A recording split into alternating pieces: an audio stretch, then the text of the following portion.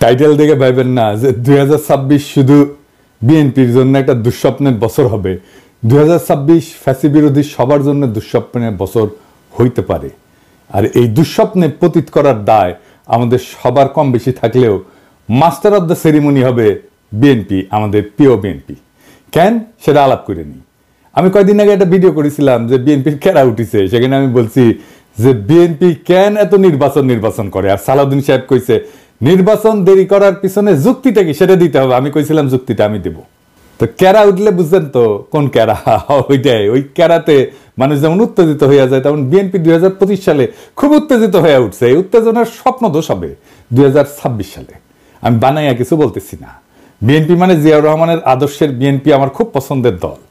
আর হাসিনার ফ্যাসিস্ট আগ্রাসন থেকে সবচেয়ে বেশি মাইর খেয়া কিচ্ছু করতে না পারার দল হইল বিএনপি। এরা মাইর খাইছে ছাত্রদের কারণে, আজকে তাদের জীবন বাঁচাইতে পারছে। দেখেন রিজভী ভাই কি বলে। ভেঙে বিশেষ করে স্কুল কলেজের মাসুম বাচ্চারা নিজেদের জীবন দিয়ে রক্ত ঝরিয়ে আমাদের কাছকে মুক্ত করেছে, গোটা জাতিকে মুক্ত করেছে। আমি আজকে সেই সমস্ত মাসুম বাচ্চা, স্কুল কলেজের সে সমস্ত ছাত্র ছাত্রীদের যাদের শহীদী আত্মত্যাগের মধ্যে দিয়ে আজকে গোটা জাতি মুক্তি লাভ করেছে এক ভয়ঙ্কর ফ্যাসিবাদ থেকে, সেই সব শহীদদের প্রতি আমার গভীর শ্রদ্ধা জানাচ্ছি।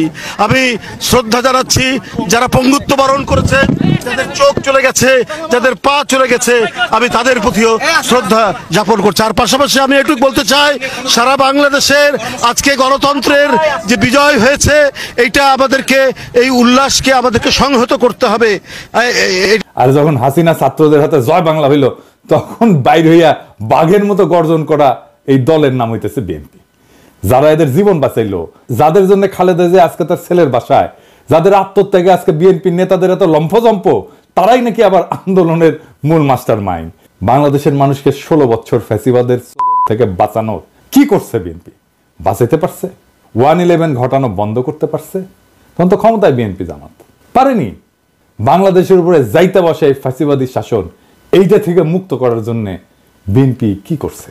তা ওনারা বলেন ওনা মাস্টার মাইন্ড। তা অনেকের মধ্যে একজন না, অন্যতম না, একমাত্র মাস্টার মাইন্ড। শুনেন, 16টি বছর ধরে বিএনপিকে নিশ্চিহ্ন করতে চেয়েছে হাসিনা, আর জনাব তারেক রহমান কি বিচক্ষণতার সঙ্গে বিএনপিকে রক্ষা করেছে। শুধু রক্ষা করেছে এটা বললে ভুল হবে। কার্যকর আন্দোলন গড়ে তোলার জন্য যা যা করার দরকার, এই আন্দোলনের একমাত্র মাস্টার মাইন্ড হচ্ছে জনাব তারেক রহমান। এটা যদি কেউ ব্যাখ্যা করে বোঝাতে হয় তাকে, তাহলে একটু অসুবিধা। এই কথায় এখন আর হাসি পায় না। আমি হাসে কি করুম? পাবলিকই তো হাসতে হাসতে শেষ। তো বিএনপির কাছে আমার প্রশ্ন, আপনারা যদি আন্দোলনের মাস্টার মাইন্ড হবেন, তাহলে আপনাদের 31 দফার একটা দফাতেও এই জুলাই আগস্ট বিপ্লবের আন্দোলনের শহীদদের, আহতদের নিয়ে কোনো দফা নাই কেন? 1971-এর মুক্তিযোদ্ধাদের নিয়ে তো 21 নম্বর দফা আছে। তাদের তালিকা করবেন, স্বীকৃতি দেবেন। 2024-এর স্বীকৃতি কোথায়? তাদের পুনর্বাসন কোথায়? ভুলে যান না, এটা আপনাদের 2001-2006-এর অ্যানালগ দেশ না, এটা প্রযুক্তির বিশ্ব। নির্লজ্জভাবে আন্দোলনের ক্রেডিট নেবেন, আবার এইভাবে ধরা খাইবেন, আবার ক্ষমতায়ও যাইবেন। এত খাইতেছেন কেন বাবারা? খাইবেন ভালো কথা, খাওয়ার জন্য তো চাষাবাদ করা লাগে। ছাত্রদের কি হালের বলদ পাইছেন যে তাদের ময়দা খেতে চাষ কইরা ক্ষমতা যাওয়ার স্বপ্ন দেখবেন? এই স্বপ্ন আপনার স্বপ্ন দোষ হবে 2026 সালে। চলেন দেখি কেন। 2026 বাংলাদেশের জন্য খুবই জটিল, খুবই কঠিন, খুবই অনিশ্চিত একটা বছর হবে। বাংলাদেশের মানুষকে হাসিনা সরকার উন্নয়নের যে মূলা দিছিল, ওই মূলা খেত দেখা 2021 সালে আমাদেরকে অনুন্নত রাষ্ট্র থেকে উন্নয়নশীল রাষ্ট্রের মর্যাদা দেওয়া হয়েছিল। মর্যাদা না, কিন্তু এই উন্নয়নশীল রাষ্ট্র হিসেবে বাংলাদেশের জন্য অপেক্ষা করতেছে কি কঠিন চ্যালেঞ্জ। সব চ্যালেঞ্জের কথা আজকে কমু না, তবে আমরা মাঝে মাঝে বিএনপির এইভাবে পরীক্ষা নেব। আপনাদের প্রথম চ্যালেঞ্জ হইলো না, সব চ্যালেঞ্জের কথা আজকে কমু না, আজকে কয়েকটা চ্যালেঞ্জের কথা কমু, বাকিগুলো খুঁজে বের করেন। আপনারা তো বহুত বুঝেন, সবার থেকে বেশি বুঝেন। আমাদের প্রথম চ্যালেঞ্জ হলো 2026 সাল থেকে আমরা ইউরোপিয়ান বাজারে জিএসপি প্লাস পাবো না। জিএসপি হইলো সেই মেকানিজম যেটা দিয়ে ইউরোপিয়ান বাজারে আমাদের পণ্যের, বিশেষ করে গার্মেন্টসের শুল্কমুক্ত প্রবেশ নিশ্চিত করা হয়। এর মধ্যে অন্যতম হইল তৈরি পোশাক শিল্প। 2026 সালে জিএসপি প্লাস পাওয়ার অন্যতম শর্ত হইল সুশাসন, কলকারখানার শ্রমিকদের অধিকার নিশ্চিত করা। সুশাসনের কথা কইলাম না, ওইটা আপনারা কেমন পারবেন সেটা 2001-2006 সালের কথা মনে আছে, কিন্তু কলকারখানার শ্রমিকদের অধিকার নিশ্চিত করতে আপনারা যে পরিকল্পনা দরকার সেটা আপনাদের নাই। কেন জানেন? আপনারা হলেন ব্যবসায়ী আর বুর্জাদের নিয়ে তৈরি দল। গরিব মানুষরা রক্ত দেয় আর বড় লোকরা মাখন খায়। আপনাদের যারা জনগণের সাথে সম্পৃক্ত ছিল তাদের কি অবস্থা আমি একটু পরে দেখাবো। হ্যাঁ, কি অবস্থা, বের করে দেন, নয়তো মেরে ফেলে, পিঠে মরে যায়, বনে বাজারে ঘুমায় বেড়ায়। ঢাকায় এসে রিক্সা চালাইছে যে সমস্ত লোকেরা, দারোয়ান হয়েছে, পাঠাওয়ে কাজ করছে, তাদের কোনো খবর থাকে না। সবাই আইসা তখন টেকার লোভে জড়া হয় আশেপাশে, অর্থলোভী এলিট। আর এই রাসেলের মতো লোকেরা আপনাদের দলে ফিরতেছে, নতুন এসালম হয়ে উঠতেছে। আপনাদের এক্সাম্পল দিই, আপনাদের তৃণমূলের নেতাকর্মীদের কি অবস্থা, আপনাদের যুব দলের নেতারে আর্মি পিটায় মেরে ফেলাইলো, দেখছেন বাচ্চাগুলোর কি অবস্থা? অথই পাথারে পড়ছে এই পরিবারটা। ভাই, এই দলের রাজনীতি করেন, এই দলের হয়ে আমার পেজে ঝাঁপায় পড়েন জিজ্ঞাসা নিয়ে, এই পরিবারের খোঁজ দিয়ে আমাকে জানান, এই পরিবারের সব দায়িত্ব আমি নেব। জি না, আমার টাকা নাই, আমি বড় লোক কেউ না, আমার বাপের জমিদারি ছিল না, ভিক্ষা করবো সবার কাছে। আমার ভিক্ষা চিতে কোনো গ্লানি নাই। একটা লোক সারা জীবন বিএনপির রাজনীতি করে গেল, আর্মির পিটানিতে জীবন গেল, তার পরিবারকে বাঁচানোর জন্য পিনাকি ভিক্ষা করবে, আর পিনাকি শেষ জীবনে অপবাদ নেবে যে ভিক্ষা করার টাম করে কোটি কোটি টাকা আত্মসাৎ করেছে। আমি এগুলো জানি, হ্যাঁ এগুলো জানি, এটাই বাংলাদেশ। হ্যাঁ বুঝছাও। যাই হোক, আমার খোঁজ দিয়েন, এই পরিবারের দেখভাল করার দায়িত্ব যেন আমাকে দেন খোদা তাআলা, এই তৌফিক যেন দেন, ওনার পরিচয়টা দিয়েন, আমার সাথে যোগাযোগ করাই দিন। এই বিএনপিতে অলিগার্ক ভিড়তেছে না, এদের টাকা কামানোর একমাত্র উপায় হইল শ্রমজীবী মানুষের শোষণ। এরা তো শ্রমিকদের বেতন দিবে না, কলকারখানায় উন্নত কাজের পরিবেশ তৈরি করবে না, কারণ এইগুলা করলে তো টাকা কামাবে কেমনে। তাই আমরা বিএনপির ক্ষমতায় আসলে জিএসপি প্লাস পাবো না, লিখে রাখেন। আর আমরা ইউরোপিয়ান বাজারে আমাদের যে অ্যাডভান্টেজ ছিল, পণ্যের যে অ্যাডভান্টেজ ছিল, আমরা যে দাম দিতে পারতাম সেটা আমরা দিতে পারবো না, সেটা হারাবো, লিখে রাখেন। আর একটা চ্যালেঞ্জ হলো 2026 সাল থেকে আমাদের উপর আন্তর্জাতিক কপিরাইট আইনের প্রয়োগ শুরু হবে। এর মানে কি জানেন? সবকিছুরই কপিরাইট আছে, বুঝছাও, সব কিছুর। ওই কপিরাইটে ফ্রি দিতে হয়। বইয়ের যেমন কপিরাইট থাকে, আমি অবশ্য বইয়ের কপিরাইটের ফি পাই না, আমি কপিরাইট সাইডে দিচ্ছি। সেজন্য দেখেছেন না মেলা বই আবার ছাপা হয়ে খালি বিক্রি হয়, কিন্তু এটা পয়সাকালে আমি পাই না। এইরকম কপিরাইট আছে পৃথিবীর সব জিনিসের উপরে, ওষুধের উপরে আছে। এই কপিরাইটের যখন প্রয়োগ শুরু হবে তখন ওষুধের কপিরাইটের ফি আমরা এখন দেই না, সেজন্য আমাদের দেশে ওষুধের দাম কম। এই কপিরাইট আইন প্রয়োগ শুরু হলে প্রথম ভিকটিম হবে আমাদের ওষুধ শিল্প। আজকে গরিব মানুষ যে ওষুধ 10 টাকা দিয়ে কিনে খেতেছে তার দাম হবে 500 টাকা। আমাদের তখন ওষুধ উদ্ভাবনের যে সূত্র, তার জন্য রয়্যালটি দিতে হবে, কপিরাইট ফি দিতে হবে।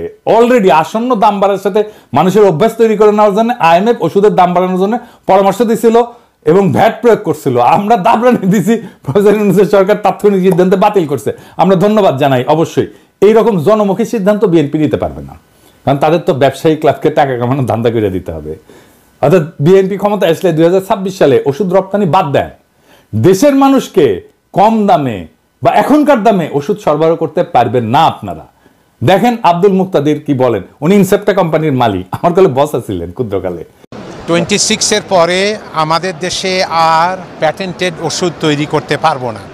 সেগুলির জন্য আমাদেরকে রয়্যালটি দিতে হবে এবং অনেক ওষুধের দামই এমন হতে পারে, যেমন একটা এক্সাম্পল দেই আপনাদেরকে। আপনারা যদি হেপাটাইটিস সি এর আমরা যে ওষুধটা বাংলাদেশে তৈরি করি সেটার দাম হলো মাত্র $6, আর সেটা বাইরে বিক্রি হয় $1000 একটি ট্যাবলেট। তাহলে আমরা যেটা $6 বাংলাদেশে দিচ্ছি ওটা $1000 তো মানুষ খেতে পারবে না, এবং একটা ট্রিটমেন্ট হলো 87টা ট্যাবলেট খেতে হয় একবারে। তো বাংলাদেশের কোন লোক হেপাটাইটিস সি হলে পারে $87,000 দিয়ে এটা খেতে পারবে? দেখেছেন কি ধাইয়া আসতেছে। এরপরের চ্যালেঞ্জ হলো বিদেশিরা আমাদের যে সহজ শর্তে ঋণ দেয় সেটা বন্ধ হয়ে যাবে। আমাদের তখন উন্নয়ন বাজেটের ঘাটতি মোকাবেলা করতে বাণিজ্যিক হারে বৈদেশিক ঋণ নিতে হবে। তাইলে বুঝতে পারতেছেন সুদ দিয়া ঋণ নিতে হবে। ওই টাকাটা আমরা কেমনে পাবো? ওই টাকাটা উপার্জন করবো কত? উপার্জন করে তো সুদ শোধ দিতে হবে। আভ্যন্তরীণ অর্থনৈতিক সক্ষমতা তৈরি করে তারপরে ওই সুদটা শোধ দিতে হবে। এটা কেমনে করবেন আপনারা জানেন? আপনাদের কাউরে তো কোনোদিন এইসব নিয়ে কথা কইতে দেখি না। এইসব ফাও মজা করার দিন শেষ। বিএনপির যারা ভাবতেছেন যে ক্ষমতা এসে 16 বছরে ক্ষুধা মিটাবেন, তাদের জন্য এক বালতি সমবেদনা রইল। এইরকম প্রস্তুতি নিয়ে ক্ষমতা আসলে পাবলিক টাইনে নামায় দিবে যদি দায়িত্ব নিতে না জানেন। 4 নম্বর হইতেছে আমেরিকান সাহায্য বন্ধ হয়ে গেছে সারা দুনিয়ায়। আমাদের তৃতীয় সাহায্যদাতা দেশ ছিল আমেরিকা এই ট্রাম্প আসার পরে। 1 আর 2 নম্বর হইতেছে জাপান আর ইংল্যান্ড। 2022 সালে কত টাকা দিছিল আমেরিকা তারা জানেন?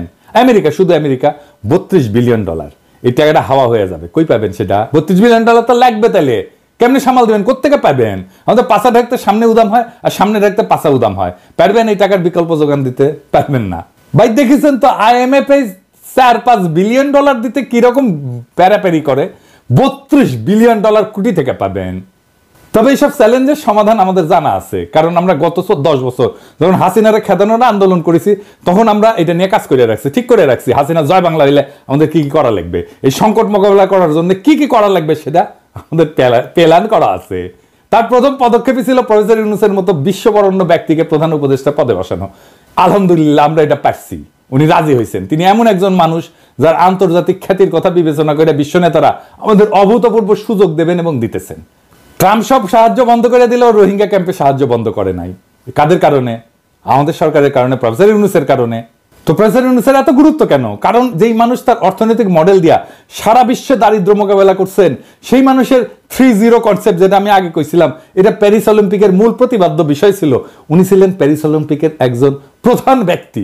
সেই মানুষের চেয়ে উপযুক্ত কোনো পার্সোনালিটি কি আপনাদের মধ্যে আছে, যিনি ভারতের আর পশ্চিমের ঠাপ একই সাথে সামলাইতে পারবেন? আপনি তো পারেন নাই 1-11-এ। ক্ষমতায় আপনার লোক ইয়াজউদ্দিন, আর্মি চিফ আপনাদের বানানো, তারাই আপনারা উস্তে দিল, সাথে জামাতও ছিল। পারেন নাই 1-11টাকে। এখন আমরা কেমনে পারবেন? যাই হোক, আমাদের পরিকল্পনার একটা ডেমো দিলাম। পুরো পরিকল্পনা আমাদের সাজানো আছে। 2026 সালের চ্যালেঞ্জ আমরা কিভাবে মোকাবেলা করব। আমি যে ফাঁকা আওয়াজ দিই না, তা নিশ্চয়ই বুঝতে পারছেন। অনেক পরিকল্পনার মধ্যে দিছি, আরো দিব। এমন না যে পরিকল্পনা পরে বাস্তবায়ন করা হবে। পরিকল্পনা কিভাবে করতে হয় সেটা দেখাইছি। সমস্যার 100টা সমাধান আছে। কি ভাবছিলেন যে আপনাদের জন্য আর বলে দেব বাকিগুলা? আপনাদের পরীক্ষা নকল করার মতো সরকার নকল করে চালাবেন? আমাদের সাথে অ্যালাই করেন। আমরা যেভাবে দেখতে চাই আপনাদেরকে সেইভাবে থাকেন, সেই রাস্তায় থাকেন, আমাদের সাহায্য পাবেন, আমাদেরকে পাশে পাবেন। আমাদেরকে তো শত্রু মনে করতেছেন এখন। হ্যাঁ, আমাদের কাছে সব বিষয়ের ওষুধ আছে। আপনারা এই লোকগুলোকে চান কিনা পাশে, সেটা আপনাদের সিদ্ধান্ত। এবার আসেন দেখি বিএনপি কেন নির্বাচন চায়। কারণ বিএনপির কাছে নির্বাচন হইতেছে হরলিক্স। হ্যাঁ, এমনি এমনি খায়। হ্যাঁ, ওই যে দেখেন, আমার ভাই টাকায় 16 আনাই উসুল। আমি তো এমনি এমনি খাই হরলিক্স। বিএনপির নির্বাচন এমনি এমনি চায়, মানে বুঝে না কেন চায়। আসল কথা হইলো, বিএনপিকে নির্বাচনের জন্য চিল্লাইতে বুদ্ধি দিচ্ছে তাদের নয়া বন্ধু ভারত। ভারত এখন বিএনপিকে দিয়ে আওয়ামী লীগের পুনর্বাসন করবে, আর বাংলাদেশকে তার দাসত্বের অধীনে রাখবে। বিশ্বাস হয় না? দেখেন, মির্জা ফখরুল যখন নির্বাচনের ডাক দেয়, তখন ছাত্রলীগ তাদের বিদেশে পলাতক নেতাদের দিয়ে আন্দোলনের রূপরেখা প্রকাশ করে। ছাত্রলীগের এই সাহস কোথা থেকে আসে আমি জানি না। মায়ের মনে হয় কম খাইছিল। আমি কইছিলাম যে এদের জন্য মায়ের চেয়ে উপকারী আর কোনো ভাইটামিন নাই। এখন বুঝছেন যে ভারত এই পুরা গেমের মাস্টার মাইন্ড। তারা বিএনপির কামলাদের দিয়ে নির্বাচন বইলা কান্নাকাটি করাবে, সামনে আওয়ামী লীগ রাজনীতির মাঠে উকি ঝুঁকি দিবে। আওয়ামী লীগ ঘোষিত কর্মসূচিগুলো পালন করতে গেলে আমার ক্ষুদ্র ভ্রাতা ভগিনীরাই যথেষ্ট। যেই মায়ের 5ই আগস্টের পরে ইউনূস স্যারের দিকে তাকায় দিতে পারি নাই, সে পাওনা শোধ করিয়া দিতে হবে। আর বিএনপিরে কইতেছি, ভারত আওয়ামী লীগের সাথে যে বাসর করতেছে, ওইখানে আপনারা কাবাব মে হাড্ডি, ওইখানে আপনাদের কোনো জায়গা নাই। মজা শেষে ফেলা দেবে কন্ডমের মতো। দেখেন, শ্যামা ওবায়দ আদানির জন্য ওকালতি করে। দেখেছেন, শ্যামা কি জ্বালানি মন্ত্রী, আদানি ভারতের এক দুর্বৃত্ত অলিগার্ক, সারা দুনিয়াতে ঘৃণ্য, মোদির ক্যাশিয়ার। তার সাথে বিএনপি নেতার লতকালতকি দেখেন। এখন মানুষে ক্ষমতায় গেলে দেশ বেচে, এরা ক্ষমতায় যাওয়ার আগেই দেশ বেচে দিছে আদানির কাছে, দেশ বেচে ছাড়া। এই বিএনপিরে ভারত এখন ক্ষমতার লজেনচুস দেখাচ্ছে, বুঝছাও? ক্ষমতার লজেনচুস দেখা বিএনপি ওই ক্ষমতার মূলার পিছে যাচ্ছে। তারপরে ওই লজেনচুসের আমও যাবে, সাথে সালাও যাবে। কেমনে বিএনপি কে ভারত ফেলাই দেবে ক্ষমতা দেখে শুনবেন, প্ল্যানিং শুনবেন, শুনেন আমার কাছে। ভারত জানে 2026-এর চ্যালেঞ্জ মোকাবেলা করা বিএনপির পক্ষে সম্ভব না। এটা আমার মতো মূর্খ মানুষ বুঝলে ভারত তো অনেক আগে থেকে জেনে আছে। যখন বিএনপি দেশের অর্থনীতি নিয়ে ঝামেলায় পড়বে, তখনই শুরু হবে বিক্ষোভ আন্দোলন। এই আন্দোলন হবে একেবারে তৃণমূল থেকে। মানুষ খাইতে পারবে না তো, চাকরি থাকবে না তো, মানুষ দলে দলে রাস্তায় নেমে আসবে তো। লোকই বইটা নিয়ে আওয়ামী লীগ কি তাণ্ডব করেছিল মনে আছে না? এখন যে পুলিশ আছে, পুলিশে পুরো তো হাসিনা। পুলিশ চুপ করে দাঁড়িয়ে থাকবে। 1-11-এর টাইমে যেমন আসিল ওই মির্জাফরের সেনাবাহিনীর মতো। ছাত্রলীগ যুবলীগ গর্ত থেকে উঠায় আন্দোলনে জয়েন দেবে, আর আমার হাসু টুপ কইরা ঢুকে পড়বে। আন্তর্জাতিক চাপের কাছে তখন নত জানো বিএনপি। দেশীয় আন্দোলনে দিশেহারা বিএনপি তখন আওয়ামী লীগের সাথে আতত করে পলাবে, আওয়ামী লীগ যেমন পলাইছিল। আর দেশে ফিরে আসবে সেই ভয়ঙ্কর ফ্যাসিবাদ, আবার সেই ভারতীয় আধিপত্যবাদ যা কায়দা নিছিল আমাদের জীবনের 16টা বছর, বাংলাদেশকে পরিণত করছিল ভারতের উপনিবেশে।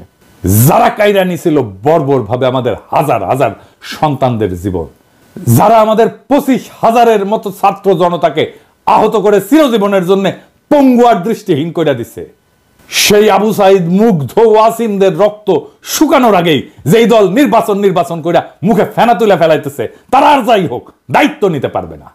আপনাদের রিকমেন্ড করা যত লোক অন্তর্বর্তীকালীন সরকারে আছে তাদের পারফরমেন্স দেখে আপনাদের দক্ষতা আমাদের কাছে পরিষ্কার। স্বরাষ্ট্র উপদেষ্টা কার রিকমেন্ডেশনে জানেন? বিএনপির। শিক্ষা উপদেষ্টা কার? বলছিলাম তো, বিএনপির। এই খারাস বিদেশে কোনো অনুষ্ঠানে যায় না। 5ই আগস্টের পর বাংলাদেশের শিক্ষাঙ্গনে সবচেয়ে বেশি ঝামেলা হয়েছে, ছাত্ররা আন্দোলন করছে তাদের অধিকারের জন্য, আর আওয়ামী লীগ তাদের ন্যায্য অধিকারের আন্দোলনের নাম দিছে সন্ত্রাসী কর্মকাণ্ড। প্রফেসর ইউনূস দায়িত্ব আসার পর সবার আগে উচিত ছিল বিদেশি সহযোগীদের কাছে শিক্ষাঙ্গনের স্বাভাবিক পরিস্থিতি তুলে ধরা এবং সকল দ্বন্দ্বের সমাধান করা। তা না কইরা তিনি তার ডায়াপার সামলানোর অপারগতার কথা বইলা বিদেশে যাইতেছেন না।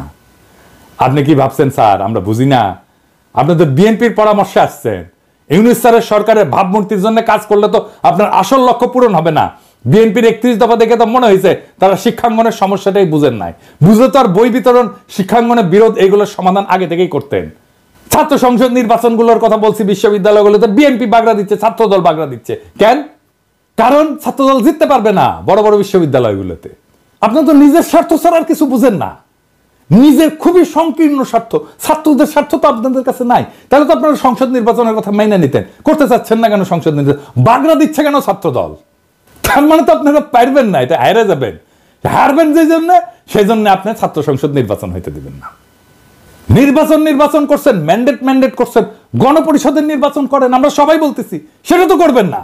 কারণ ওখানে নতুন সংবিধান বানাইতে হবে, সেটা তো করতে চাচ্ছেন না। গণপরিষদের নির্বাচন করেন, ম্যান্ডেট নেন, আপনারাই করেন, আপনারাই আসেন, সেটা করবেন না।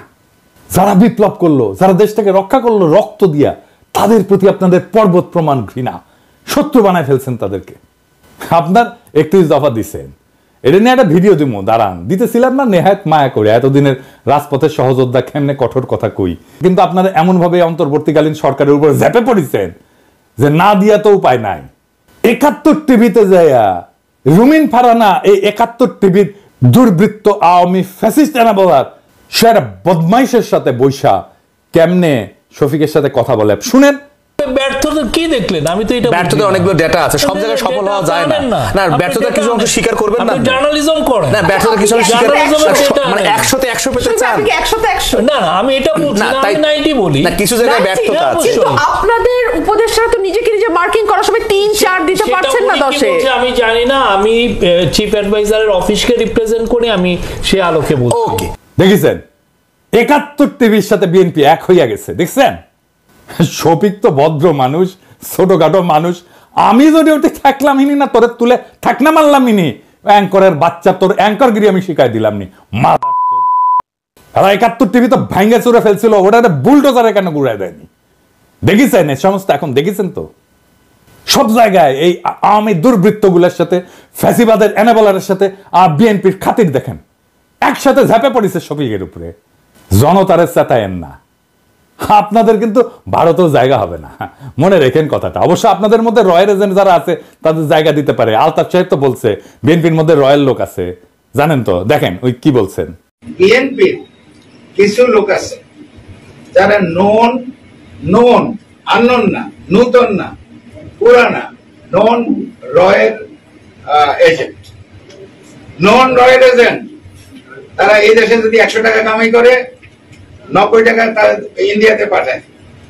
এই এজেন্টের একাধিক এজেন্টের নাম আমি বলতে পারি। আমি তো ঢাকায় থাকি, পটুয়াখালীও থাকি, কলকাতায় সল্ট লেকে বাড়ি আছে, সোনার দোকান আছে, হোসিয়ারি আছে, তারপরে পেট্রোল পাম্প আছে, তারপরে এটাকে কি বলে, এই যে কমিউনিটি সেন্টার আছে। বাসায় গেলে পরে আপনি বাংলাদেশি পাসপোর্ট পাবেন, আপনি ইন্ডিয়ান পাসপোর্ট পাবেন, আপনি কানাডিয়ান পাসপোর্ট পাবেন। তো প্রমাণের থেকে অসুবিধা আছে নাকি? বিএনপির একজন শীর্ষ নেতা এই কথা বলছে, আমি বলি নাই। বিএনপির কোনো জবাব আছে? এবার আসেন আলাপ করি 2026-এর বিপর্যয় থেকে বাংলাদেশকে রক্ষার উপায় কি। এই বিপর্যয় থেকে রক্ষার একমাত্র উপায় হইল প্রফেসর ইউনূসের মতো একজন সরকার প্রধান, যিনি বৈশ্বিকভাবে সমাদৃত। এখন নির্বাচন দিলে দেশের অর্থনীতির উপর অতিরিক্ত চাপ আসবে। আওয়ামী লীগের চুরি করার টাকা ফেরতেই না, যেন আর কেউ দেশকে বাপের সম্পত্তি ভাবতে না পারে সেই ব্যবস্থা করতে হবে। মনে হয় এখানেও বিএনপির আপত্তি। আওয়ামী লীগের হাতে কত হাজার কোটি টাকা আছে জানেন? নির্বাচন আসলে ওই টাকা মাঠে আসবে, তখন মাঠে আসবে প্রার্থী কেনার জন্য, ভোট কেনার জন্য। 2026-এর চ্যালেঞ্জ মোকাবেলার জন্য প্রফেসর ইউনূস অনেক দক্ষ টেকনিক্যাল এক্সপার্ট নিয়ে আসছে। রিভার্স ব্রেন ড্রেনের মাধ্যমে আরো লোক আনার কাজ চলতেছে। এদেরকে দেশ পুনর্গঠনের সুযোগ দিতে হবে। আপনারা জানেন কত স্কলার ফিরে আসছে সরকারের সাথে কাজ করার জন্য। সোয়াসের মুস্তাক ভাই আসছে, ইকোনমিস্ট আনিস ভাই আসছে, বিদায় আশিক আসছে, খলিল ভাই আসছে, আরো কত নাম কমো প্রত্যেকে কাজ করতেছে এই ধ্বংস হয়ে যাওয়া দেশটাকে আবার ঠিক